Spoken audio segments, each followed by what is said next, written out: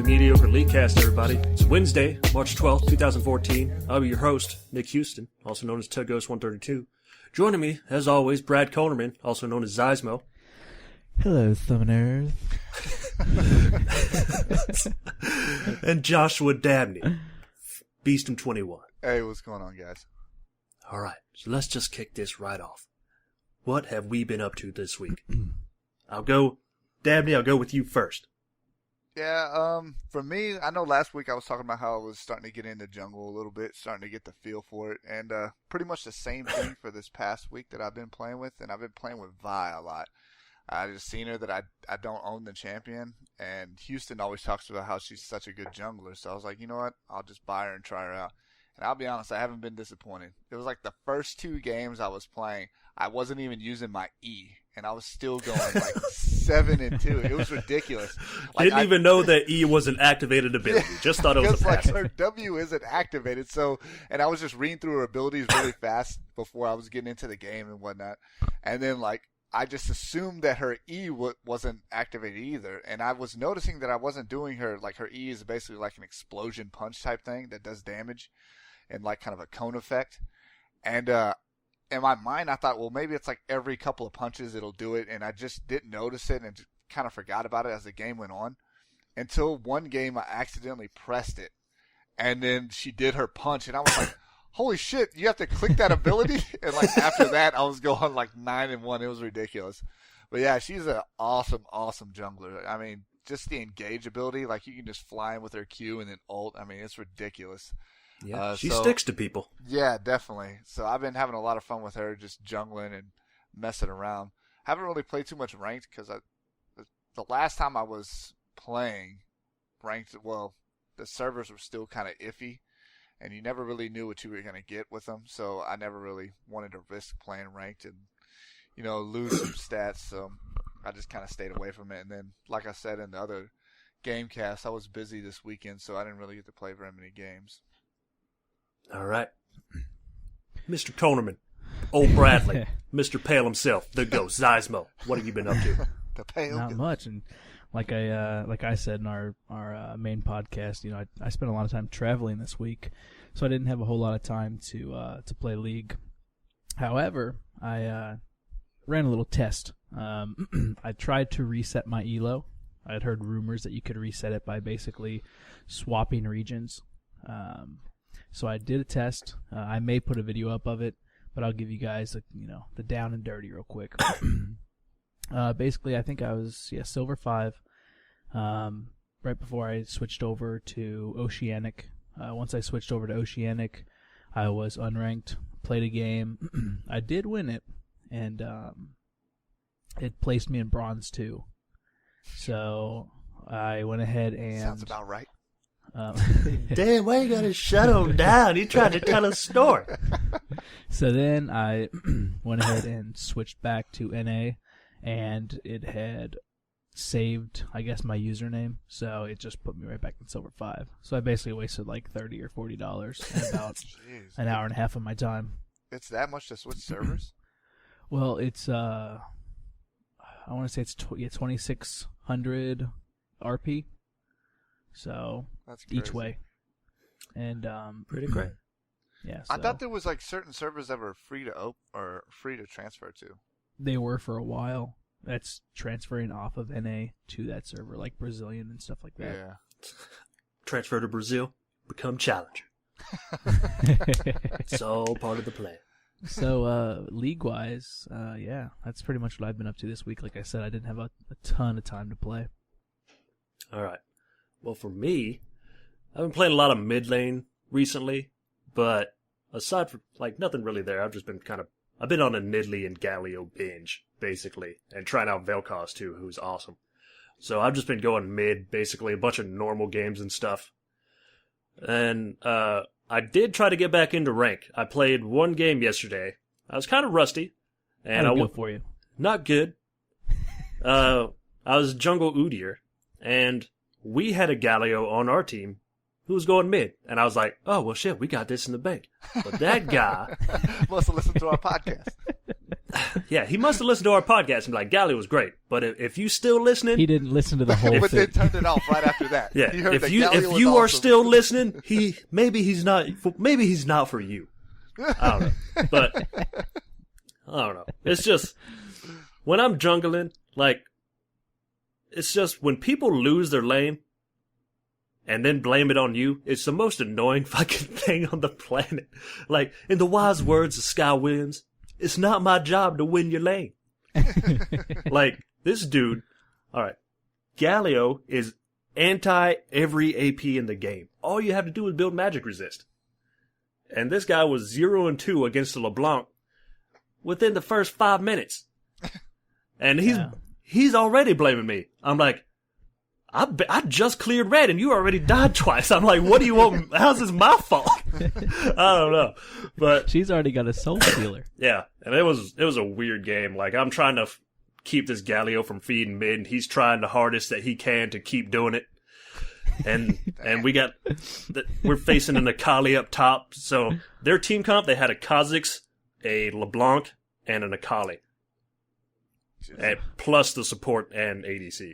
So it was just like, fuck. You just got deleted off the map if you ran into anybody. So if we lost that game, especially because they all snowballed, I'm just like, well, fuck it. But yeah. So I tried to get back into ranked and lost.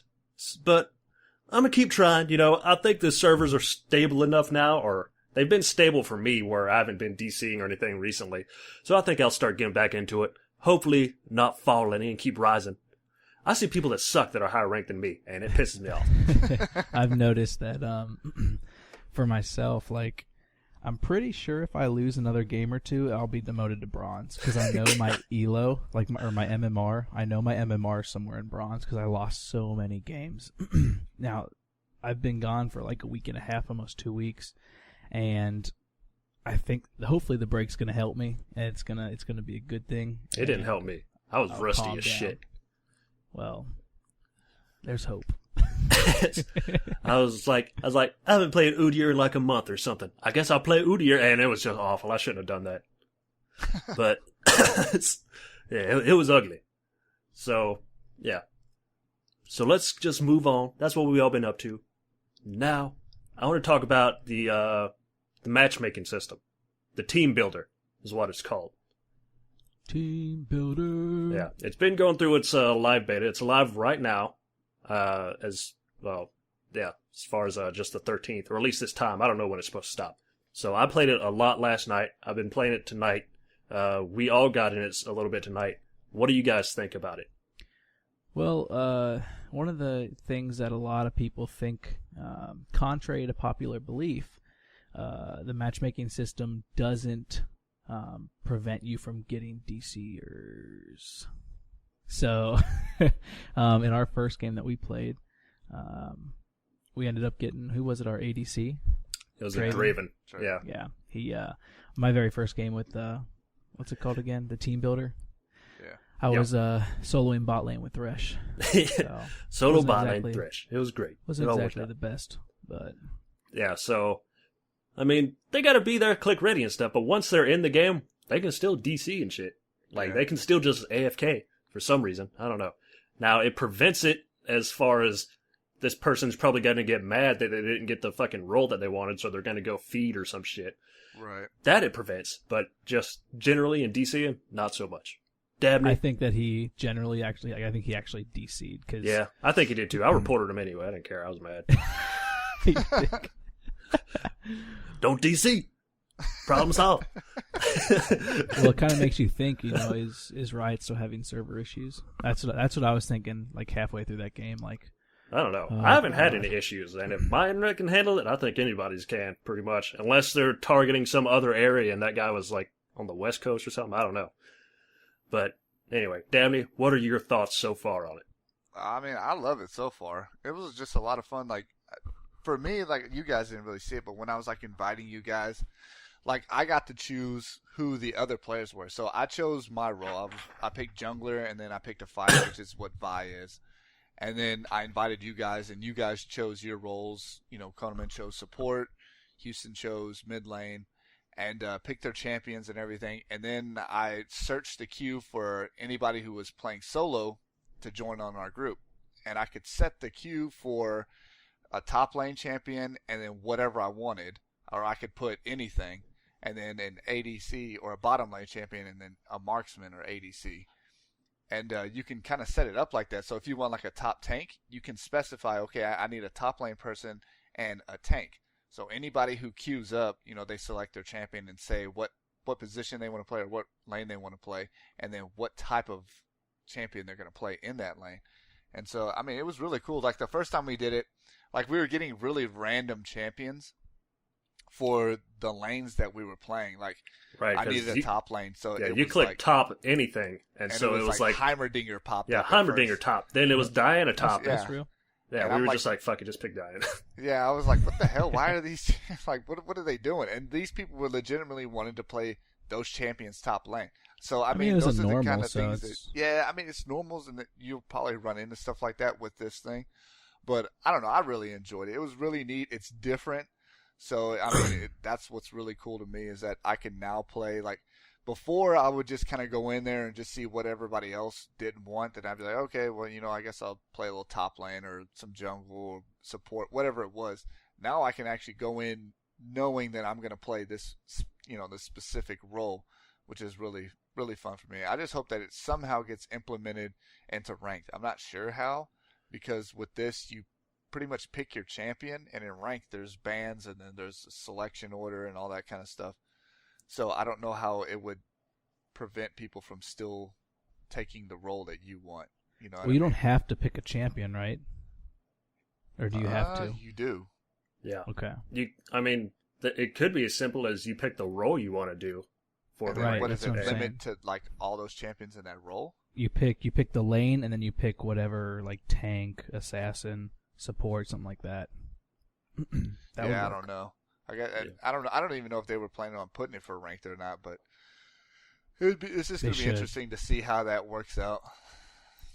So but if you're playing normals, just be careful of weirdos playing like strange roles. Like I don't know. We had what was the second game we had for the top lane?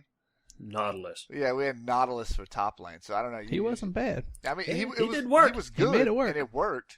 But you just run into weird stuff like that. He dropped an anchor on that damn Ringo. Yeah, he did. It wasn't as good as that Galio mid, but no. Yeah, they couldn't handle that Galio mid. I was like, what is this? A team fight? Oh, win. Yeah, but overall, surprisingly for a beta, like this not even being like the finished product, it's pretty polished. It's really smooth. I mean, we didn't have any issues when we played, other than the people just fucking around with the champions that they select. But there was no like in-game glitches, like somebody not being able to queue up or anything like that. The queue times were kind of long, but maybe that was because marksman was kind of a role that nobody really plays. So I was getting pissed. I was like, "What the fuck, man?" Pretty quick. Yeah, like I've been saying, I've been doing mid lane a lot, and when this came out, I was just queuing as a mid lane. I was playing Vel'Koz and Nidalee, did like a Galio game, things like that. And some of my queue times were like 10 minutes, but of course I was playing like 4 in the morning and 5 in the morning. Right. It's because my hours are all screwed up right now. But, I mean, even then though, like I think the very first game where I tried this, I was like, I'll play Vel'Koz a little bit. And we went into the game, and their ADC and support were in mid lane against me. I'm just like, what the fuck? Like, I don't know if they said it like that or if they agreed to it before. It was just weird. So, yeah, but like as a team captain, you can have weird team comps. Like you can have these double jungles, and you can have like AP tops and like ADC and support in mid, and maybe like something else bot. You can have all these weird ass compositions. Yeah. It's just sometimes the queues are going to be a little longer or something like that, because people have to queue up as the role that you want if you're building the team. And then if you want to play something weird and you're just queuing up like, you're like, I want to be the second jungler or some shit, then you've got to hope someone's making a team and looking for that. So queue times can be weird or long if you're doing like a weird role or something like that. And then it's the typical, like, no one really wants to play ADC all that much, and no one really wants to play support all that much. So if you pick one of those, it'll probably go faster than like me, where I pick mid and it takes like 10 minutes to get in the game. Yeah. So, yeah, it's something fun like that. But as far as ranked goes, I don't really know. I think it'll be interesting to see if they do put it on ranked. I don't know if they are, but just imagine like someone who plays mid and only mid, and they don't play anything else. Like they know and understand all the nuances of mid, and they're like a challenger mid, but maybe they fucking suck at every other role. So, like, how will that affect ranked? Where right now you need to know kind of every role in ranked, and how will that change if they do implement this in ranked? I don't know. That's good points, good valid points. All right. Does anyone have anything else to say about Team Builder? No, it looked really polished. That was one of the big takeaways from I've enjoyed it so far. The 2 games that I've played and used it, I mean, it's been a lot of fun. So yeah, it is definitely an improvement on normal games than what it was, where you go in, hope somebody didn't call a fucking roll, or you go in and if you're cornerman, you just pick your champion on auto lock, even if somebody calls some. Well, other people do it, so I'm just, yeah. Everyone gets defense is a good offense. Everyone gets the role they want, so no one's bitching before the game even starts about what the fuck is going on. I mean, I'll go double mid. You don't. I mean, yeah, they don't know about that. What were we playing that one time where you were Lux? What was I? Like Vigar or something like that, or Annie, that one was that Annie Lux mid, that duo. They don't know shit about it. That lockdown. I think their mid laner spent more time on their in their base than they did in the lane. Yeah, they didn't even want to come and get the damn creeps. They were scared by the end of it. Too real. But like blaming their team the whole time. Yeah. Another thing that I've kind of noticed though with the team builder thing is the people you're up against seem to be way more skilled players than just going up against random people in normals. Yeah. Like, I don't know if you guys noticed that, but, like, the people that I've been playing against in mid, like, they will try to counter each other. Like, that last game we played where I was Galio and we was going against a Lux, or I was going against a Lux. Like, we were both low health, and we both know we could have killed each other. Like, we went up to each other, we both flashed at the exact same time, trying to juke the other person to miss their abilities. Like, so we both just, like, swapped places, like, with that flash. And they killed me because that just confused the fuck out of me. Like, I did not expect them to do that. So I was just like, what the fuck? So, like, but yeah, people just in general seem to be more skilled. Or I don't know if that's because they want to go, that's the role they're comfortable with and they're trying to try new things or what. But yeah. Well, one of the things whenever you get matched up in the current system, it's going to try and match you with people that are like at your ELO level if you have an ELO, or there's a matchmaking system to where it tries to match you with people that are evenly skilled. So we're getting, when we play with, the three of us play together, people who are comfortable with a particular role. Mm-hmm. Yeah, but plus I think at a certain. I think what's happening now is when you did normal things and everyone just kind of picked a role, it would match you with evenly skilled people, but they may not be matched up against you. They may be going to a different lane. And I think what's happening now is you pick like mid, and they try to match you up against a similarly skilled mid lane. I think that might be something that's happening because the people that I'm playing against, like usually it's either they're way better than me or they suck. And like I think almost every game where I've been playing these mid lane games in this team builder, then they've all been pretty evenly skilled. I have to think a little bit more and play a little bit more carefully with them. All right. Well, I guess that's it for Team Builder. So let's just move on to the next thing. Champion Spotlight of the Week. This week, we're going to talk about a champion none of us are particularly good at. He used to be one of my worst champions, and I played one game with him recently, and I did pretty good. It's going to be Lee Sin this week. The blind monk. The blind monk. I want to talk about a little bit about Lee Sin before we even get into the abilities. I can't remember which pro player it was. It might have been like Skara, I think, who said Lee Sin's the most balanced champion in the game. Like, whenever you die to a Lee Sin, you pretty much feel like you got outplayed by him. And that's kind of true, If Lee Sin sucks, a Lee Sin sucks. Because he requires so much, like, just basic mechanical skill, like Yeah, there's so jumping over. much micro mechanics that you have to like pay attention to with Lee Sin. Yeah, it's like you hit someone with a Q. Can you go and kill somebody with a Q, or are you just jumping into a team? It's like going over walls, like jumping to wards, things like that. He's you have to kind of know what you're doing with Lee Sin to play him really well. And Yeah. for Lee Sin, knowing his abilities isn't really just enough. You have to be good at like the basic aspects of the game, like not like last hitting and stuff, but you have to understand like what's dangerous, what's not dangerous, like What can wall you jumping, weasel things your like way that. out of? Yeah, it's like, can you get in and jump back out, or things like that. You just have to. I don't know. He's a weird champion. But I'll get into something once we start going over his abilities. All right. Well, let's go over his abilities. His passive is Flurry. And it's after you use an ability, your next 2 basic attacks within 3 seconds gain 40% attack speed and return 15 energy each. And that's another thing with the champion. He doesn't have mana, he has energy, and all your abilities use energy, and then it replenishes. So you use an ability, you auto attack, you get some back. So I was jungling Lee Sin for quite a while when I first started jungling, and this is really how you tell a good Lee Sin, but from a great Lee Sin. A great Lee Sin has incredible energy management because it's very easy for Lee Sin to run out of energy in the middle of a team fight or in the middle of a gank if he doesn't know what he's doing. The basic rule is after every ability, you want to hit 2 auto attacks because that'll refresh your energy. You also get increased attack speed, which lets you hit him a few more times.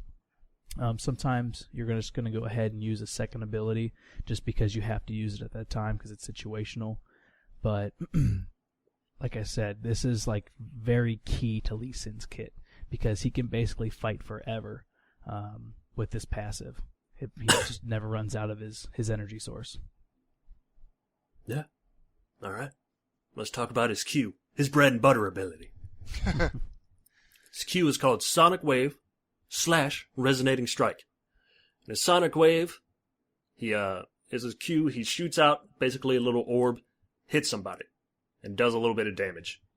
And if you hit Q again, it's Resonating Strike. You dash to the enemy you hit, and deal physical damage plus 8% of their missing health. So, yeah, you hit them with an ability, or you hit them with your Q, and then you can hit it again, and it dashes to them and does more damage. Cost is 50 / 30 energy. And I think, how much energy do you have on Lee Sin? Is it 200 or 100? I want to say it's 100, but I don't know right off the top of my head. I think it might be 2. Okay. One of the things to go over with all of Lee Sin's 3 main abilities, not his ult, is that they're all double abilities. Your first ability is 1 click, and then you have another ability after it, which also works into his passive, where, like say you're jungling, you hit your Q, and you hit 2 auto attacks, and then you Q again, and then 2 auto attacks, and your energy should be fine. So it's just something to keep in mind that his Q, W, and E all have 2 abilities. Yep. Yeah, they all do. And so he basically has 7 abilities in total with almost his Q, W, E all times 2 and then his ultimate. So he's a crazy guy. He's crazy. He's blind. He's blind. He's blind. He makes things happen. His second ability is called Safeguard and Iron Will. Safeguard, you dash to a target ally, or you can use it on yourself. Or ward. And each target gains a shield over the next 5 seconds. And when the shield is broken, half your energy is returned. So you can cast it on a ward, you can cast it on yourself, you can cast it on minions, friendly minions, you can cast it on teammates, and it'll give you all shields. And his second active is Iron Will, his second active on his W. It says, Lee Sin's intense training allows him to thrive in battle. So for the next 5 seconds, Lee Sin gains Lifesteal and Spell Vamp. Spell Vamp is useless because I don't think anything really does magic damage except its E. And so I guess that'll help a little bit, but probably not much. Lifesteal though, that helps you if you're doing lane Lee Sin and jungle Lee Sin. Yeah, it's one of the things I wanted to hit on too. Was I don't know how you prioritized your abilities when you were playing top Lee Sin, but most Lee Sins in this meta, most Lee Sins in this meta are taking their W first because it allows them like incredible sustain in lane. For me, I think I max my E first in lane, depending on like what I'm trying to do. I select my E first and I max my Q for ganks. But your W is definitely a huge benefit because you want to get that lifesteal off early so that you can mitigate as much damage as possible from all the jungle creeps. Yeah, I was playing Lee Sin in top lane just to try him out because, like I was saying before, he used to be one of my least favorite champions because I wasn't very good at good at the game at the time, so I was like, I have no idea what the fuck I'm doing with Lee Sin. So I would just feed and die and do shitty on him every time. I did not understand Lee Sin at all. So I was like, well, it's been a while since I played him. I'll take him up top. His W is what let me stay in the lane because I was fighting Aurelia and that bitch hurts. So I'd have to kind of stay under my tower, snipe minions with my Q, if the lane got pushed. But otherwise, I would just sit at my tower, and like when they got there, I just hit W, lifesteal, get all my life back. Like we couldn't kill each other. She had her passive and I had my W, so we would just sit even in the lane, and we just look at each other and hope someone would gank. Yeah. Let's go over his next ability, his E. And you can jump in any time, Dabney. I know you're an expert Lee Sin player. Yeah, I know. Yeah, my one Lee Sin game was whatever it was.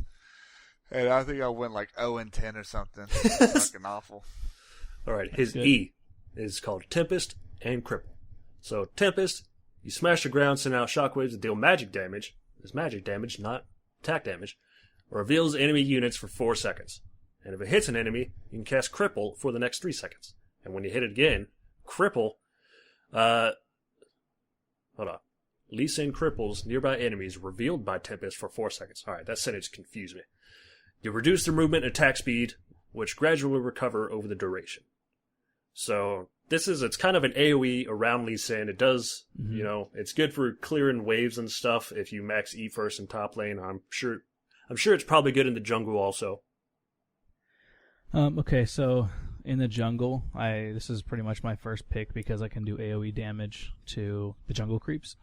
But this just brought something back into my mind. I know if you guys look at like Champ Select or other sites that give you counters to certain champs, Lee Sin counters Akali like massively, and the reason for that is because of this ability and his Q, because both of them show invisible units if you hit them. Yeah. So when Akali like jumps into her bubble, you just smash her E, and as long as she's in the range, which she normally will be, she'll show up, and then it basically just counters that entire ability for her. It's also good if you're fighting a Wukong top lane and he tries to decoy out, you can hit E and show where he is. Because once any stealther really, this is really strong against. You want to use your E primarily for jungling at least. It's going to be your slow. So you're going to want to get on your target, whether it be, W in onto a friendly or queuing in onto him, or just basically running onto your target, because Lee Sin has a really high movement speed at low levels. And once you get onto him, then you basically hit your E, and I'll actually double tap my E. I'll go ahead and take the energy. Two to the chest. And I'll double tap. And because the cripple slows them, and that's what let your team get the damage down on them. Okay, I accept that explanation. Okay. His ultimate is called Dragon's Rage, and without reading too much into it, do a roundhouse kick, kicks an enemy, it kicks them away from you, and if they go through another enemy teammate or enemy minions also, it knocks them up and also deals damage. So you hit R, you hit somebody, they go flying back, whatever they fly through also gets hit. This now, is the funniest I know Lee Sin you ability. want to talk about this. This is the only Lee Sin ability I love to talk about because every Lee Sin that ever plays this game tries to use this ability without calculating the damage as a last or like a finisher. And what it does is it ends up just knocking the champion that you're trying to kill away, and they get away. Yeah. So, like, and then they turn on their old chat like, and they're just like, "Thanks, baby." Yeah, like I can't tell you how many times Lee Sin has tried to kill me with his ultimate and ended up just saving my life. So, like, that would be like the one thing that I would say is, like, even if you think it's gonna kill him, I would rather them to get away just by slipping through than just ult him, and they definitely get away. Yeah, and then the Lee Sin's ult is down, and they got away, and you look like a dumbass. Yeah. It's pretty or great. if you're not sure, try to at least like angle it to where they hit a wall, or actually I've seen people knock them through walls. Yeah, I've seen people save like enemies' lives because they kick them over a wall, and they're just like, "Okay, thanks." And the other Lee Sin's just like, "Fuck."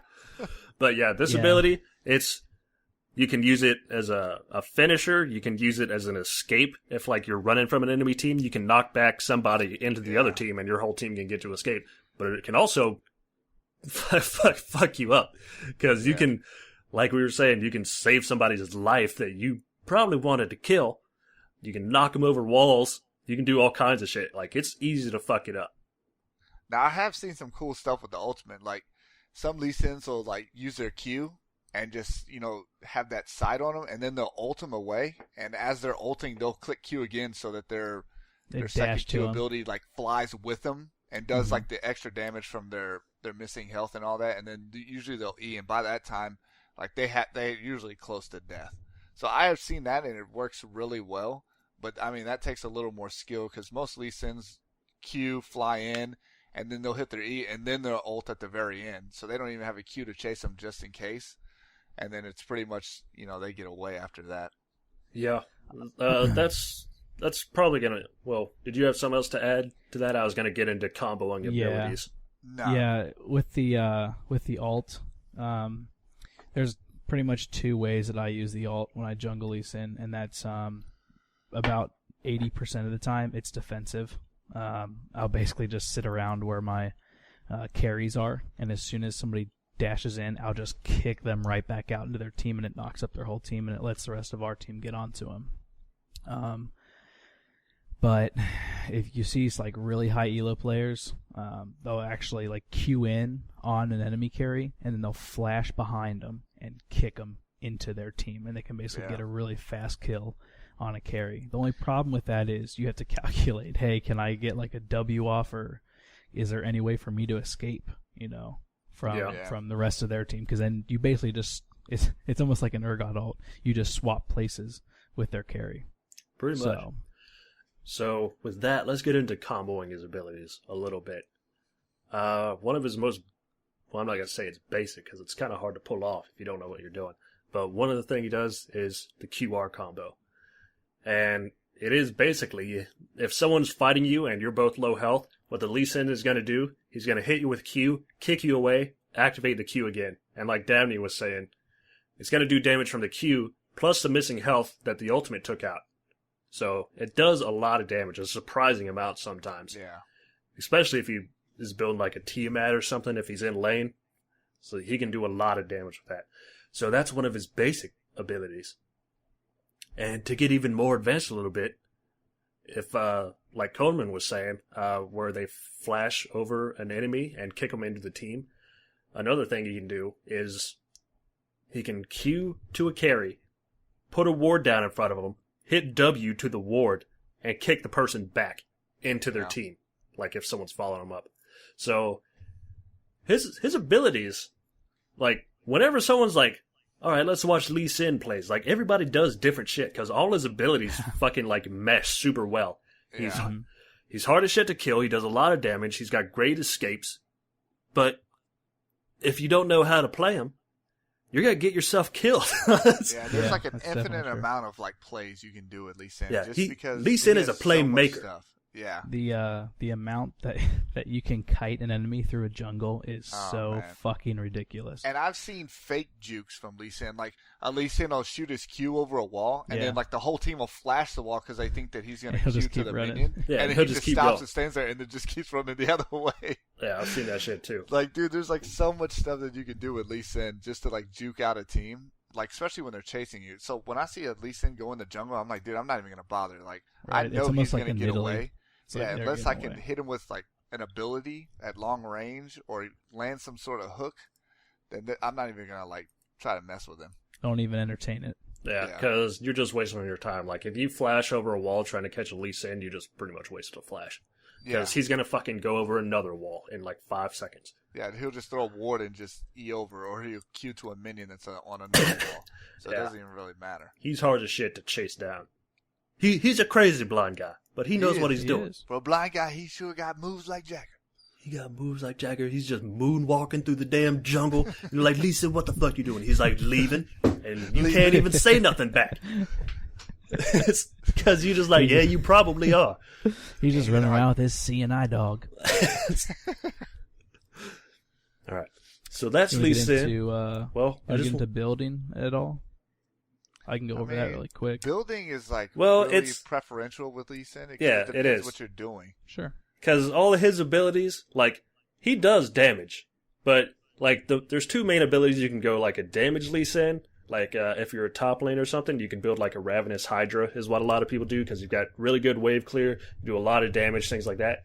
Or you can build Tank Lee Sin, and that's the person that's probably going to jump in the middle of a team and try to knock somebody into your team, because he can get out.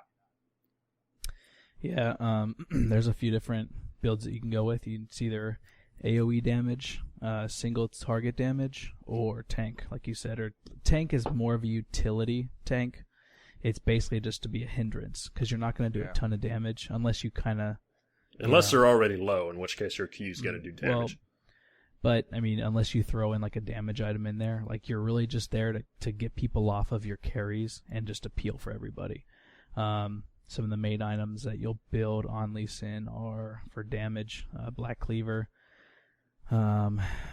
Maw of Malmortius, I think it's pronounced, Trinity Force.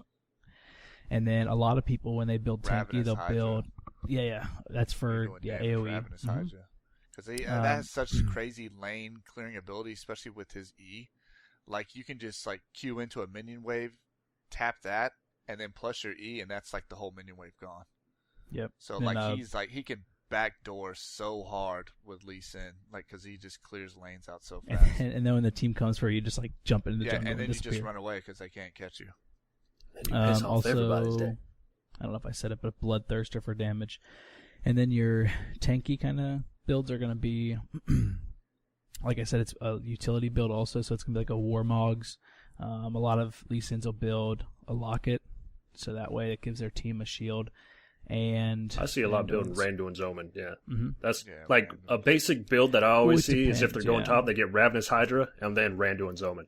And that's Yeah, pretty like- much the yeah. build, because And they're Randuin's Omen's for that double slow because they hit him with that E and slow him, and then when that runs out, they'll hit him with that Randuin's and then slow him again. By that time, usually your Q's up if they try to flash or get away. yeah, and it's good for You can escapes, do- because if they hit Yeah. you, it slows them down. Yeah. And then you can run away and jump over walls and shit like that, and like you're not going to be caught unless you fuck something up pretty bad. Yeah. If you want a really cheap damage boost, you can buy a Sheen, because that's basically like 1,200 gold, and it's going to increase your damage a lot on targets, because pretty much after every ability you should be auto attacking to keep your energy up. But yeah, like Josh had said, it's really dynamic with Lee Sin. It's you basically build exactly off of how the other team's doing. So say the mids is carrying, you're going to build a Maul. If their ADC is carrying or their top's carrying, then you build a Randuin's. If you're 3-0, okay, go damage so you can carry even harder. So it's all situational. Yeah, he's a very I will situational say one champion. item that if you're jungling that you must have is a Rigorous Lantern. Uh, Simply because you well, need the I'm- ward They're that you get reworking this, from I it. think. I'm gonna with the trinkets and stuff, they are doing a Wriggles, not a rework, I don't think, but they're adding something else, and we'll talk about that in just a second. But Wriggles at this point, even though it does give you the ward and that's good for Lee Sin, it's not worth it. Like in the jungle, like every jungle item is better, like than a Wriggles Lantern at this point. So like you get with the trinkets, you have a ward always pretty much, and then a lot of them will just buy a sight stone, so they'll just have the 3 extra Yeah. wards. And Yeah, that's one of the biggest things I forgot was when you're playing Lee Sin, always have wards on you because it can save your life. Yeah, because when you got people chasing you and you need to get away, pop a ward over the wall, W to it, run. Yeah. Later. But, yeah, we'll talk about that Wriggles update in just a second. I kind of just forgot about that. What else was I going to get into? Oh, it was something to segue into the next segment. So, yeah, let's go ahead and talk about the ward a little bit. Or not the ward, the Wriggles Lantern a little bit. Okay. We're not going to stay on it too long because, like I said, I kind of forgot about it. So I don't know a whole lot about it.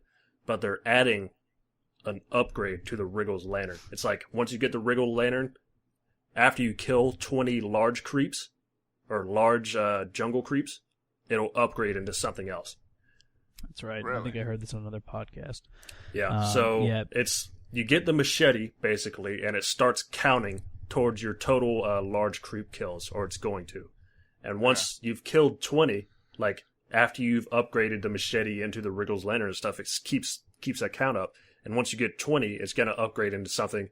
I assume that's going to make it worth it, because right now I think Riot knows nobody fucking buys Wriggles Lantern. Yeah. Yeah. So, yeah. Maybe it'll be something good. Maybe it'll have lifesteal for fucking once. Do you remember when Wriggles was good? Yeah. Back in season 2. I think it's called Feral Flare. Yeah, it's called Feral Flare. And yeah, it looks like you just get it after the 20 kills. And that also, like, I don't know if you mentioned, but the 20 kills on large monsters counts as soon as you buy a machete. Yeah. Machete. I was going to say, I was like, why did you say it like that? But yeah, so exactly like you said, this is really because Wriggles doesn't compete with the other jungling items anymore. Yeah, no one gets a Wriggles Lantern. It's just not worth it. Yeah. And they're kind of getting the Wriggles, or they're gonna make it the Feral Flare. You said it's called. It's called Feral Flare. It's for people or for junglers that are staying in the jungle mostly, because you have to kill the 20 large creeps, and if you're not staying in the jungle, that might take a while. So it's for people like maybe Wukong will use it, who pretty much doesn't come out of the jungle until level 6 or something like that. Yeah, it's people who's just they clear their jungle. They wait, they clear their jungle, they get level 6, they go gank, they clear it again, things like that. People who don't necessarily gank a whole lot, or don't have to. So that's another thing with Lee Sin, real fast. Lee Sin is a really strong early game ganker. So remember that when you're playing the jungle with Lee Sin. And you don't always have to queue onto an enemy. Yeah, sometimes you can just run up to him. Don't forget that you can just right-click and you will move. Yeah, he's actually really fast. He has a really fast base speed. Yeah, you can save that. You can save that Q for when they're running away into the tower, and you just need to hit one more Q to finish them. Yeah. All right. So I'm going to kind of segue into our next segment here. Lee Sin, as if you're a bad general, like if you're bad at League in general, you're not going to be a good Lee Sin player. But then if you start getting better at League, even if you don't know how to fucking play Lee Sin, you'll improve. And that's kind of what happened with me, I think, is I tried him a long time ago. I was awful, but I was awful at League. I've been improving, been playing ranked, getting better. And I tried Lee Sin first time in like a year is like the first time I played him. And I was way better than I used to, and I haven't even played him. So I want to talk about some general steps for new players before they get into ranked, or people that are just starting in ranked, or maybe they're like just stuck in bronze, things like that. Some of the general things that we have done to improve our game over time. So I made a list, kind of. Oh, you came prepared, huh? Yeah, because I was thinking about this in my car after I played that ranked game and that Galio fucking fed. I was like, how could that guy be better? So, first things first is how you view the game. Is you need to kind of look at every game as a learning experience. It's like, especially normal games. Like, if someone's in mid feeding in normals, it's fucking normals. You need to not care about losing a normal game. Yeah, right. It's a normal game. And even in ranked games, if you lose, you need to look at it. You say, okay, what did we do wrong? Specifically, you need to say, what did you do wrong? if I'm playing, I need to say, what did I do wrong? Because nobody's perfect. Even like I heard a Dyrus quote from the LCS the other weekend, and he's basically like, I played top almost perfectly. Like it's like even the pros know, they're like, I didn't play even perfectly. They know there's stuff they can do to improve. And there was a quote, I think, well, it's not a quote, I'm going to paraphrase Skara, and he said like he wasn't always good at League, and he said he played Dota for like 5 years, and he said he didn't improve a whole lot in that 5 years until he started saying, like, okay, I realize I'm not the best player at the game. What can I do every game to get better at it? And he said, and from that moment on, he started getting way better, and then eventually he moved over to League and became a professional fucking mid laner. So, it's just, you have to change, like, your mental state. You need to not be like, alright, I'm the best player at the game, time to carry these noobs and stuff, tournament. And you just, like, something that's helped me is I record all my games in LOL replay, and after, especially if I lose, I'll go and watch the game. I'm like, what did I do wrong? Like, you have to change your mind. Like, just pick yourself apart and see, oh, okay, so at this point, whatever, if you're jungling, hey, Vi was doing red, and I was just, like, sitting with my dick in my hand in this bush. I could have, like, gotten some more jungle creep, or I could have ganked here. Yeah, it's like, if you're jungling, figure out when you need to gank. Why didn't you gank there? Why didn't you counter jungle? Like, that's one thing. When I was playing that one rank game, like, I was like, I knew we killed their jungler, and I knew his red was up, and in my mind I was like, I need to go get red, but I didn't because I was rusty, so I got fucking nervous, so I didn't go do it. And that was like my mistake, and I knew it right off the bat that I fucked up. And that's something to work on. I should have gone and got red. So things like that, it's just, like I was saying, use every game as a learning experience to get better. Realize you're not perfect and you're doing something wrong probably. And what I normally do, like on what you guys are talking about, is I'll go into like a normal game and I'll try and focus on like one aspect that I really want to hone in. Like maybe I want to like really focus in on like my timers when I'm jungling. Or like these last couple games with Vi, I was really trying to practice like my Q ults, like flying in with my Q and then ulting someone to like kind of hold them down whenever I gank. So that was the kind of stuff. And I mean, you guys saw it, I missed a lot. A lot of my Qs were off. Most of them. But you know what I mean? Like that was the kind of stuff that I was like mentally focused on. So that way, that's why whenever I get normals. into a game, then it starts like becoming secondhand nature. Starts where to click, it's like a natural thing because I've already focused so much on it. I can kind of read what players are going to be doing in certain situations. And like, I mean, you can put that on any aspect. Like when I would play support, like I really got to where I would just focus on my mini map more than I would my lane, just so I knew when we were about to get ganked. Like I could see like where the jungler was. Like I would always ping the jungler, and that was just kind of one thing where I started in normal games, and then I kind of just brought it over into my ranked games.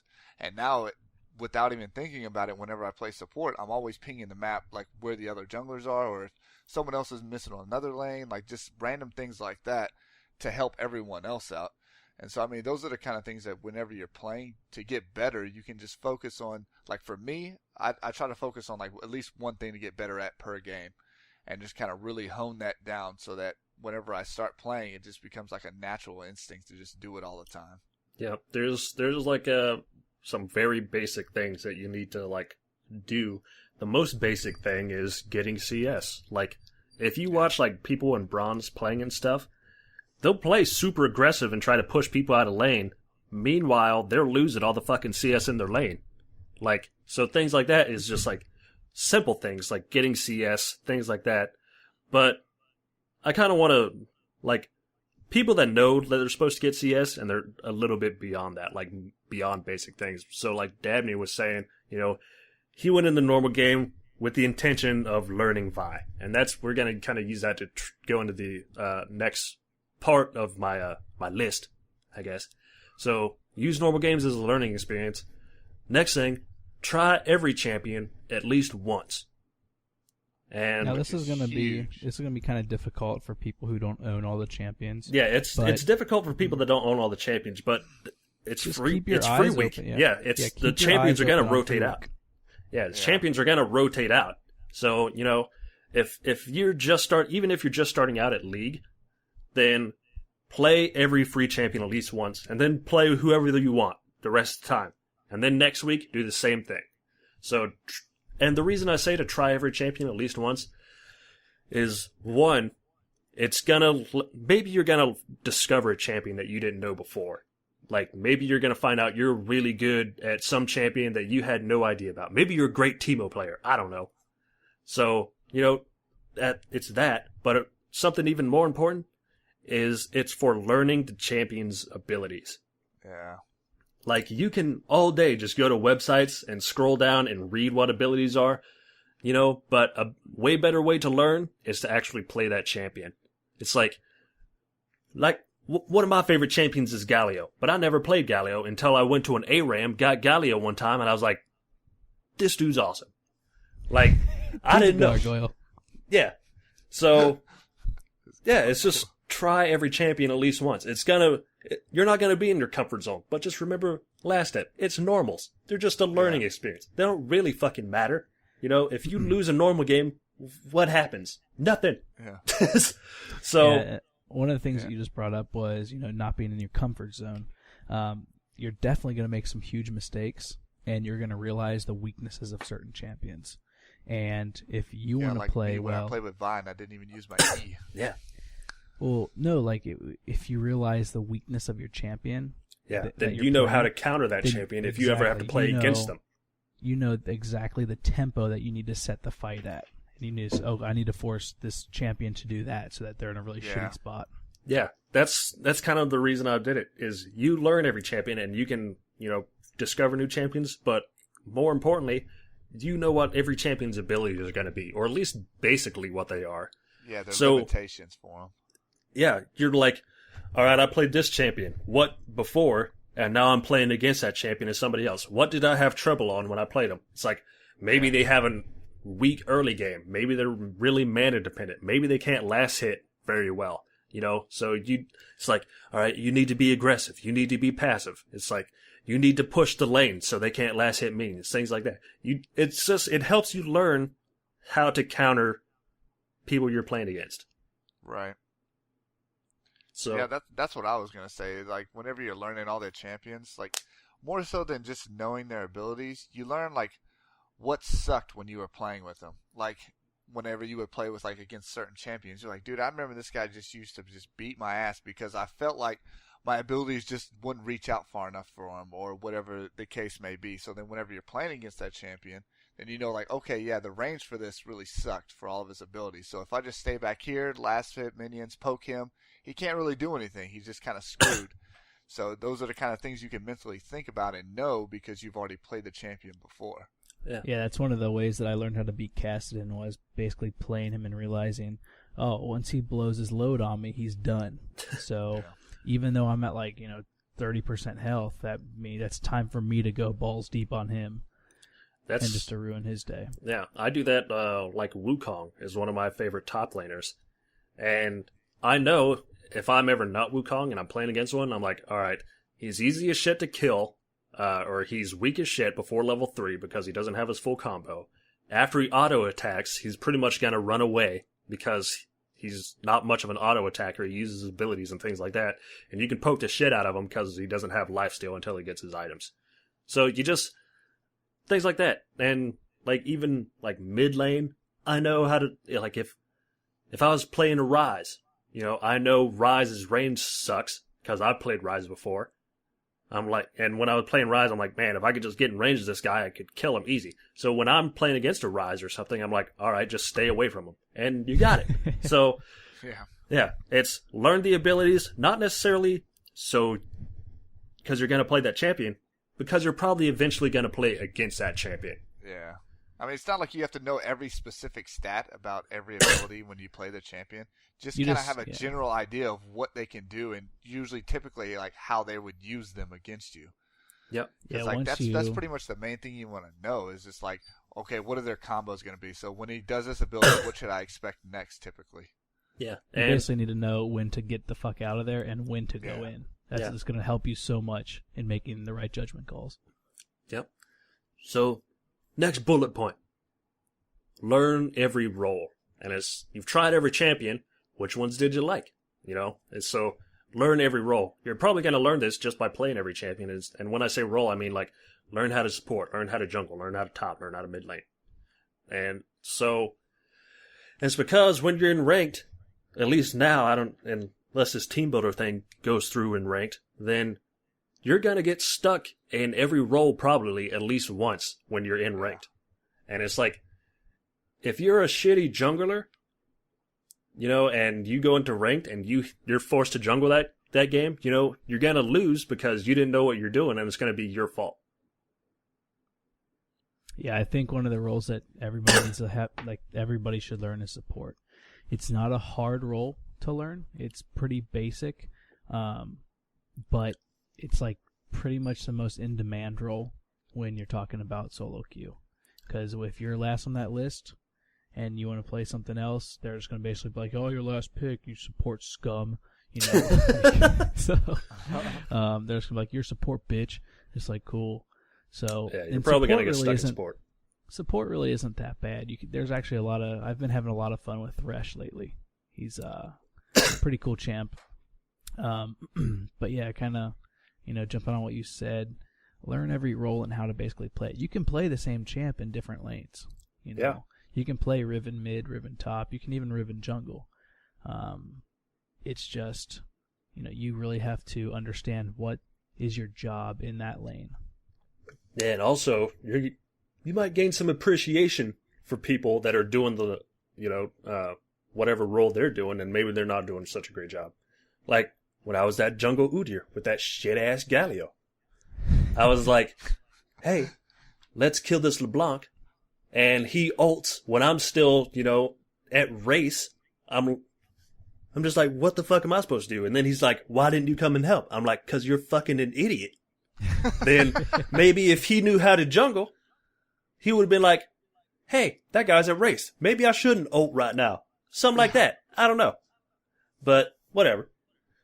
So yeah, one of the big things that I learned when I started swapping roles was I normally played carries or assassins, and you don't realize how strong like a good tank or utility role is until you play it and you realize, oh, if I peel for my carry and if I keep the other team off my carries, then they can do a shit ton of damage. If you realize that, then you can pretty much find, you know, oh, that guy's pretty good because, you know, basically, you know, a Nocturne tried to jump in on me, but he blocked him or whatever. And that's their role. That's their job. It's to protect the carries. And your job is to do damage and not get killed. So, you know, it's different with every role. yeah, it's just learn the role because you're going to have to play it eventually. Mm-hmm. It's like try every champion. So far we have use games as a learning experience. Try every champion at least once because you're probably going to play against every champion at least once and you need to know how to counter them. Learn every role because you're going to get put in that role. And now it's, well, I'm going to say have at least 3 champions for each role. And that's the next part. You've tried every champion. Pick 3 that go in top, pick 3 that go in mid, etc., and learn those champions. Learn the ins and outs of those champions. And, yep. You know, they don't have to be super varied. You know, you don't have to be like, oh, well, who's in the meta right now? Shit like that. Just pick 3. Pick the 3 you like the most and learn them. It's like, so if I go top lane, I can play Renekton, I can play Wukong, I can play, I was going to say Mundo, but I kind of suck with Mundo. I can play, you know, I have a bunch of top lanes I can play. I can play a bunch of people mid. If I go bot and I'm in ADC, you know, I know how to play Lucian and Ashe and somebody else, you know, probably. You know, it's like, if you're playing ranked, you know, people get banned. People have counters. You're not always going to want to play the same champion. And there's always that one guy who's like, you know, he's first pick, he's like, I'm going top, and he'll ban all the top champs that, you know, he's going to play against that he hates playing against. Yeah.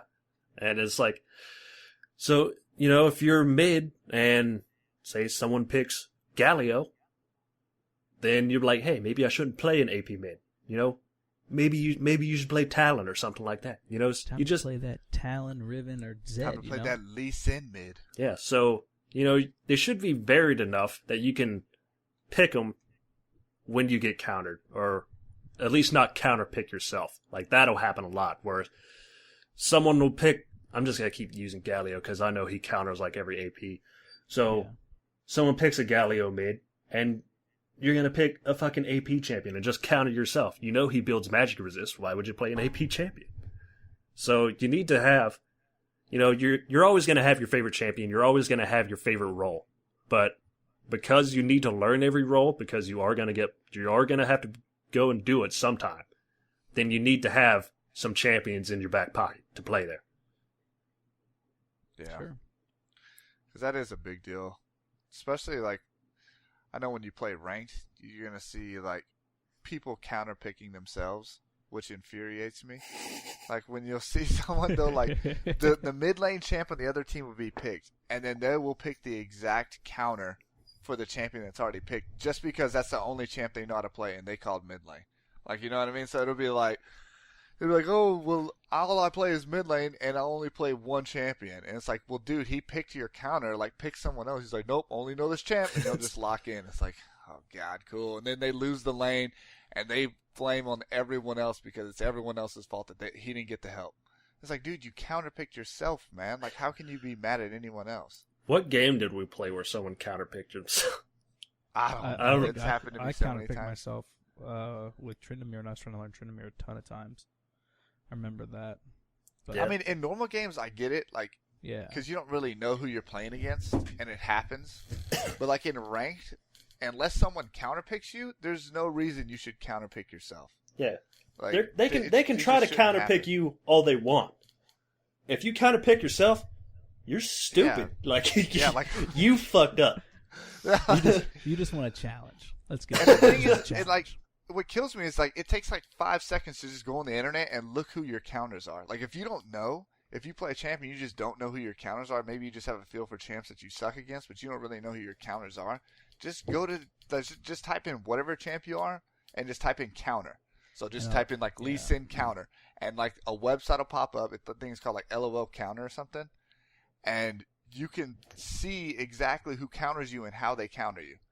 And then you'll know, like, oh, well, I'm playing, Nasus top, or like there's a Teemo top. I better not play Nasus or some shit like that. You better not play just a fucking auto attack champion like Tryndamere or Nasus or some shit like that, because he's gonna blind you and you're gonna be fucked.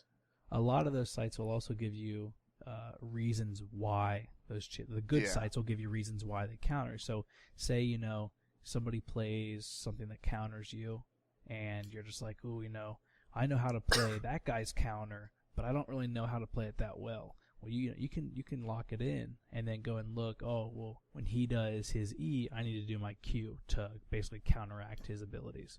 So yeah, but without getting way too much into counters and counterpicking and things like that, if you have the 3 champions, like even just like say they pick Teemo and one of your top laners is Tryndamere and another one's Renekton, at least you know not to pick the Tryndamere.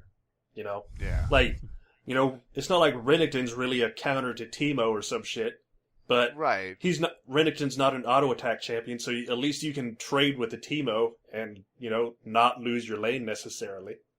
Yeah, and that's what I was gonna say. Like, even if like you can't directly counter him, like pick a champion that's just kind of neutral. You know what I mean? Like neither one of you have an advantage, but at least no one has an advantage, and then it just comes down to like the skill of the player. So like you were saying with Renekton, he doesn't really have an advantage over Teemo, but I've beaten Teemo with Renekton because he does a lot of damage just off of his abilities and not necessarily auto attacks.